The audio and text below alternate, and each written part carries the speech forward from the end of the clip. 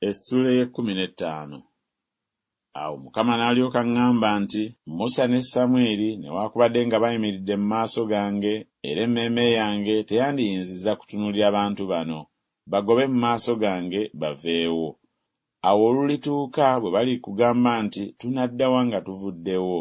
Kale n'obagamba nti, bw'atyo bw'ayogera Mukama nti, ab'okuttibwa bagende eri okuttibwa, n'ab'ekitala eri ekitala, n'ab'enjala eri enjala, n'ab'okusibibwa eri okusibibwa.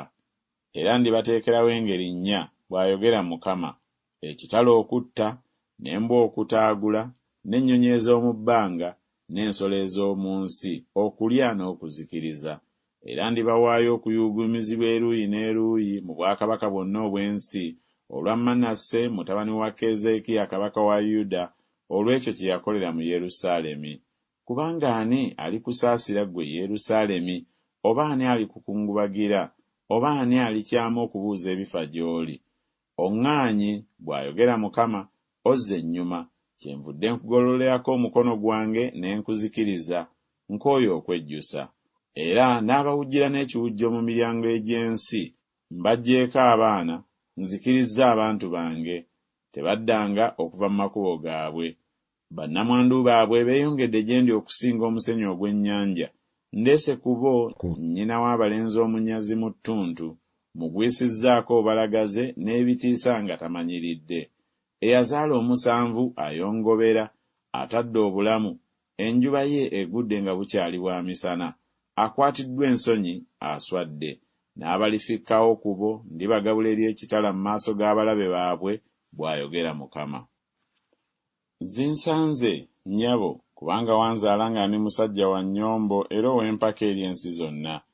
Siwolanga lwa magoba, so n'abantu tebampolanga lwa magoba, naye buli muntu ku bo ankolimira. Mukama yayogera nti, mazima ndikuwa amaanyi olw'obulungi, mazima ndikwegayiriza omulabe mu biro ebyokulabiramu ennaku ne mu biro eby'okubonyaabonyezebwamu.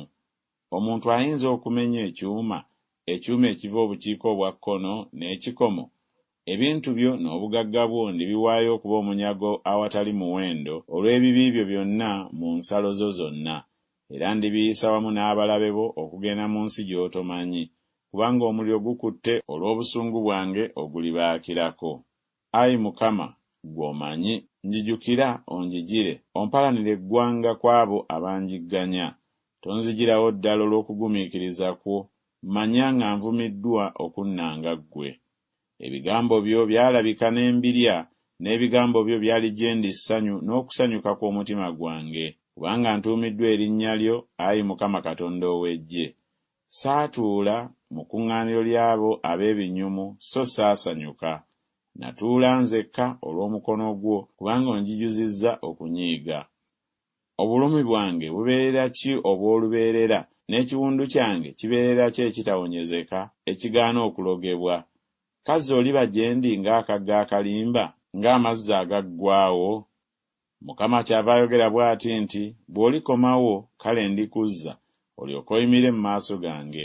Era bw'olyawula eby'omuwendo omungi okubiggyamu ebyo ebitagasa, oliba ng'akamwa kange. Balidda gy'oli, naye gwe toddanga gye bali. Era ndikufuula eri abantu bano bbugwe ow'ekikoma aliko enkomera, era balirwana naawe naye tebalikuwangula. Kubanga nze ndi wamu naawe okukulokola n'okukuwonya, bw'ayogera Mukama. Era ndikuwonya mu mukono gw'ababi, era ndikununula okukuggya mu mukono gw'ab'entiisa.